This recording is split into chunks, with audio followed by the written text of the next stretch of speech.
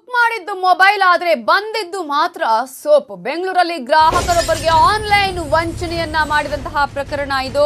Mobile ಬದಲು ಬಟ್ಟೆ ತೊಳೆಯುವಂತಹ soap ಬಂದಿದೆ. ಆನ್ಲೈನ್ ನಲ್ಲಿ ಪರ್ಚೇಸ್ ಮಾಡಿದಂತಹ ಗ್ರಾಹಕರಿಗೆ ಈಗ ವಂಚನೆ ಆಗಿರುವಂತಹ ಪ್ರಕರಣ ಇದು. 85,000 ಸೋಪ್ ಬಂದಿದೆ.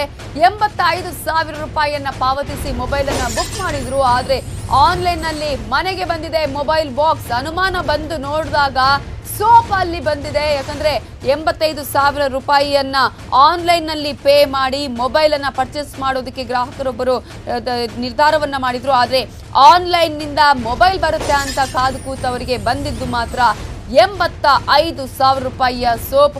ಬಾಕ್ಸ್ ಓಪನ್ ಮಾಡುವಾಗಲೇ ವಿಡಿಯೋ ಚಿತ್ರೀಕರಣವನ್ನ ಕೂಡ ಗ್ರಾಹಕರು ಮಾಡಿಕೊಂಡಿದ್ರು. ವಿಡಿಯೋ ಚಿತ್ರೀಕರಣ ಮಾಡಿದ್ರಿಂದ ಈಗ ವಂಚನೆ ಕೂಡ ಬಯಲಿಗೆ ಬಂದಿದೆ. ಬೆಂಗಳೂರಿನ ಉತ್ತರಹಳ್ಳಿಯ ವೆಂಕಟೇಶ್ಗೆ ಈ ರೀತಿಯಾಗಿ ವಂಚನೆ ಆಗಿದ್ದು, ಮೊಬೈಲ್ ಬದಲು ಬಟ್ಟೆ ತೊಳೆಯುವ ಸೋಪ್ ಕೂಡ ಈಗ ಬಂದಿದೆ. ಈಗಾಗಲೇ ನೀವು ವಿಡಿಯೋದಲ್ಲಿ ಕೂಡ ಗಮನಿಸಬಹುದು. ಅವರು ಈ ಒಂದು ವಿಡಿಯೋವನ್ನು ಕೂಡ ಮಾಡ್ಕೊಂಡಿದ್ರು. ಮೊಬೈಲ್ ಬರುತ್ತೆ ಅಂತ ಹೇಳಿ ಮೊಬೈಲ್ ಅನ್ನ ತೆಗೆಯುವಂತಹ ಸಂದರ್ಭದಲ್ಲಿ ಅದರಲ್ಲಿ ಬಾಕ್ಸ್ ಮಾತ್ರ ಮೊಬೈಲ್ದಾಗಿತ್ತು. ಆದ್ರೆ ಅದರ ಒಳಗೆ ಇದ್ದಂತಹ ಸೋಪ್ ಮಾತ್ರ, ಈ ಸೋಪ್ ಇದ್ದಿದ್ದನ್ನ ಕೂಡ ಕಾಣಬಹುದು. ಈಗಾಗಲೇ 85,000 ರೂಪಾಯಿಯ ಮೊಬೈಲ್ ಅನ್ನ ಬುಕ್ ಮಾಡಿ ಈಗ ಸೋಪ್ ಅನ್ನ ಪಡ್ಕೊಂಡಿದ್ದಾರೆ. ಈ ಮೂಲಕ ವಂಚನೆಗೆ ಒಳಗಾಗಿದ್ದಾರೆ. ಆನ್ಲೈನ್ ಮೂಲಕ ಈಗ ವಂಚನೆಗೆ ಒಳಗಾಗಿದ್ದಾರೆ ಗ್ರಾಹಕ ವೆಂಕಟೇಶ್.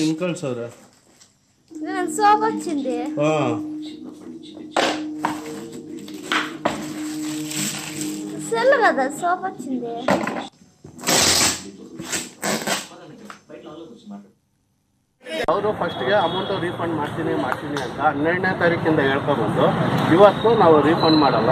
84,900. ಏನ್ ಕೆಲಸ ಮಾಡ್ತೀರಾ ಸರ್ ನೀವು?